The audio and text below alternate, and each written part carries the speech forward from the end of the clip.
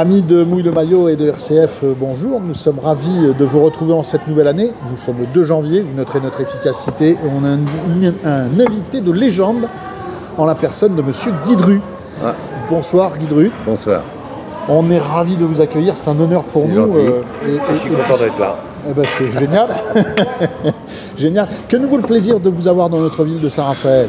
J'ai mon frère Eric, mon jeune frère, qui s'est installé depuis quelque temps. Ouais. Et donc il m'a proposé d'organiser quelque chose, enfin de voir avec des partenaires pour organiser une visite suite à la sortie de mon livre, du dernier, qui est sorti en novembre, début novembre. Dont le titre est Champions inoubliables. D'accord. Qui est sorti chez De Noël. D'accord. Et ça marche pas mal. Et puis c'est l'histoire. C'est le mal qu'on vous souhaite. Exactement. Et ça me permet de revoir des amis et puis de tourner un petit peu pour faire des signatures, etc. Quoi. Faites-vous référence à Rod Milburn? Bien sûr, il y a Rod Milburn, il y a Casanas aussi qui était pour Montréal. Et puis il n'y a pas que moi dans le bouquin, il y a une superbe couverture, comme vous le savez, avec Marie-Jo Pérec qui reste pour moi la meilleure des athlètes françaises, avec Colette Besson et quelques autres, mais elle c'était vraiment une reine.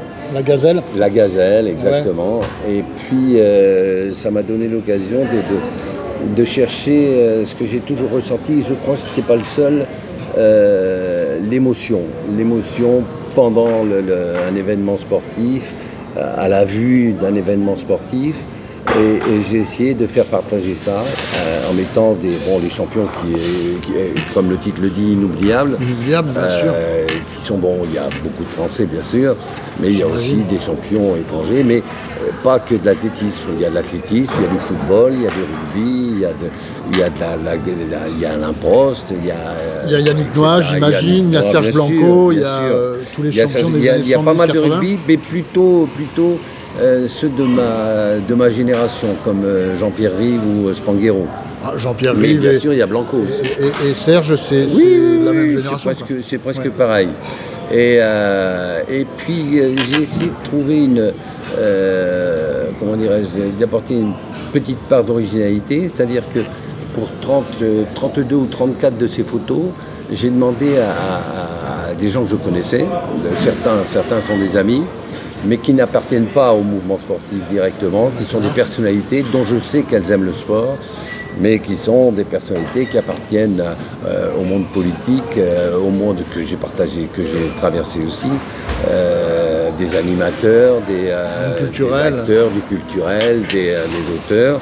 Et donc, par exemple, j'ai demandé aux 3 derniers présidents de la Ve République qui s'étaient intéressés aux Jeux de Paris 2024, à commencer par l'actuel Emmanuel Macron, qui lui a choisi Anquetil Poulidor. Sarkozy, lui, je lui ai pas demandé de choisir. Comme il était à Munich et qu'il en parle sans arrêt. Encore plus vite. J'ai dit Nicolas, tu fais Munich 72. François Barouin pour 76 et François Hollande, lui, a choisi Thierry Rey. Parce qu'ils sont amis et j'ai pas voulu non plus parce que le sport est universel, quoi. Bien sûr, il n'y a pas de parti dans le sport. Il n'y a pas de parti, donc il y a des gens de gauche, il y a des gens de droite, il y a des gens du secteur économique, il y a Eric Orsena, Luc Ferry, il y a des gens comme ça, en termes de photos, Kahn, et puis voilà, quoi. Et en termes de photos, vous avez pioché dans la bibliothèque de l'équipe? Non, pas du tout. C'est avec Marc Bracourt. J'ai fait ça avec Patrick Mahé et Dominique Grimaud. Patrick Mahé qui est devenu le patron de Paris Match. Et donc avec nous, il y avait Marc Brincourt qui s'occupait lui des photos. Et puis Michel Maïquet qui était le maquettiste un petit peu. Et ça a tourné plutôt autour de matchs. Et avec des photos assez exceptionnelles aussi de Gérard Rancinan, qui est un très bon photographe. Et par exemple, la couverture, c'est Marie-Jo Pérec, mais qui est pas en athlète, qui est en athlète, mais pas sur une piste, quoi. Elle est sur un rocher avec le drapeau français, parce que restons français, c'est pas plus mal. C'est pas plus mal, ouais. Et surtout qu'en 2024, voilà. C'est une petite compétition chez nous. Oui, elle doit venir. Elle légère. vient assez vite. J'espère de tout cœur tranquille avec cette cochonnerie de virus là. Mais tout se présente bien pour le moment, et donc tout va bien. À propos de cette compétition olympique, quel a été votre rôle dans l'obtention des Jeux? Puisque vous êtes au CIO, je dois le rappeler. Oui, je suis au CIO depuis 1996. Donc, si vous voulez, j'avais vraiment une valeur ajoutée dans toute la phase pour l'obtention des Jeux, la phase de candidature, parce que moi, ça faisait la 6e fois que j'étais candidat avec une candidature française. Il y a eu Paris, il y a eu Lille, il y a eu Annecy, etc. Et les gens du CIO, donc je les connais depuis 20 ans, je sais comment ils sont. Donc là, j'ai eu une grosse valeur ajoutée parce que je connaissais, parce que c'est mon milieu. Oui. Et que j'avais fait aussi de la politique. Donc je pouvais voir un petit peu, connaître les travers des uns et des autres. Ouais, bien sûr. Et donc tous les politiques, les partenaires politiques, que ce soit Anne Hidalgo, qui est d'ailleurs aussi témoin dans le bouquin, Valérie Pécresse, qui est témoin dans le bouquin, les présidents de la République, ou toutes et tous, les présidents de conseils généraux, etc., ont joué le jeu et ils sont restés un petit peu en arrière de la main. C'est-à-dire qu'ils n'ont pas voulu, ça avait été le cas avant, se mettre en avant. Ouais, bien sûr. Et ça, les gens du CIO n'aiment pas trop.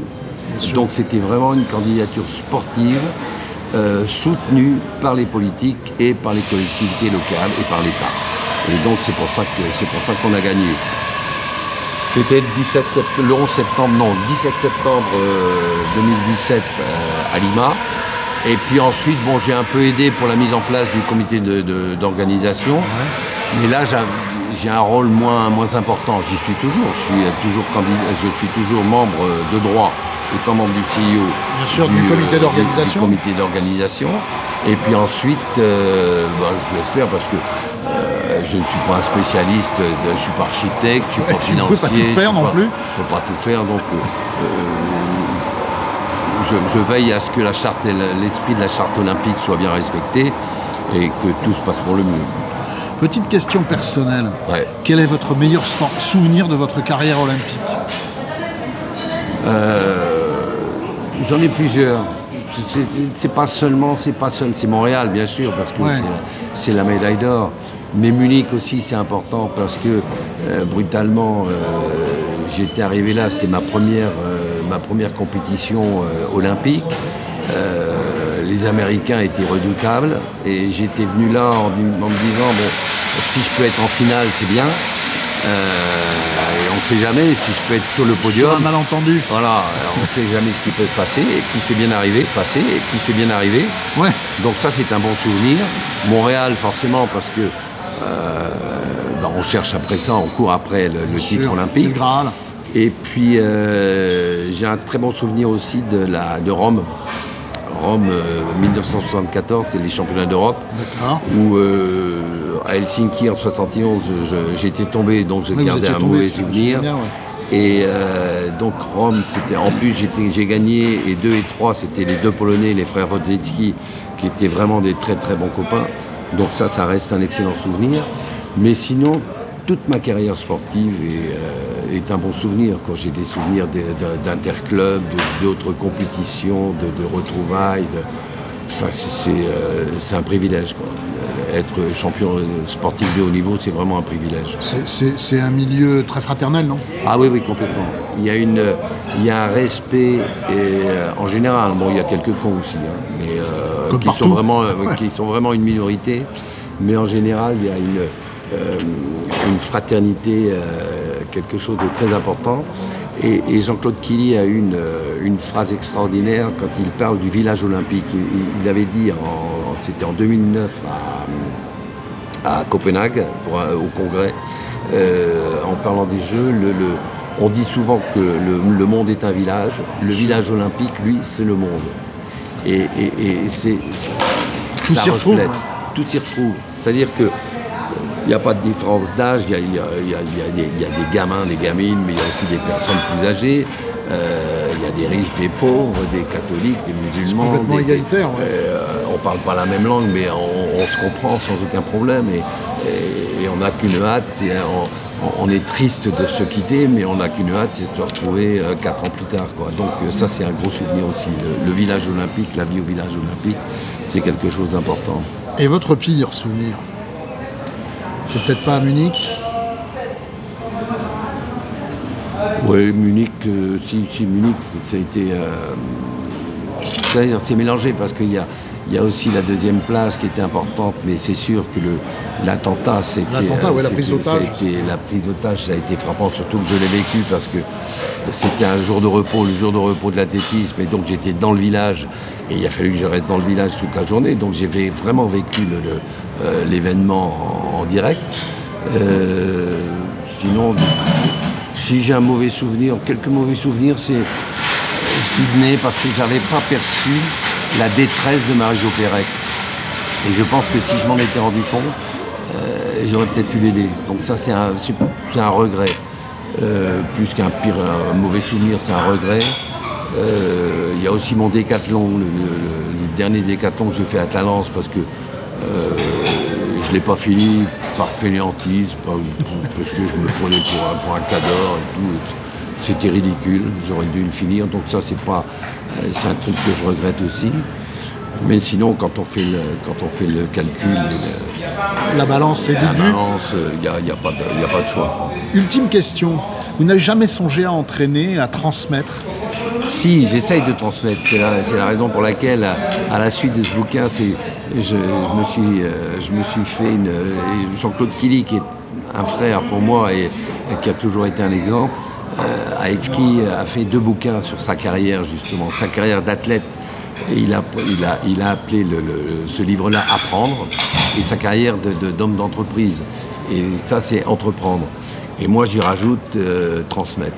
Et je crois que c'est important pour un athlète de haut niveau d'apprendre, d'entreprendre et ensuite de transmettre, parce que c'est important et c'est la raison pour laquelle aujourd'hui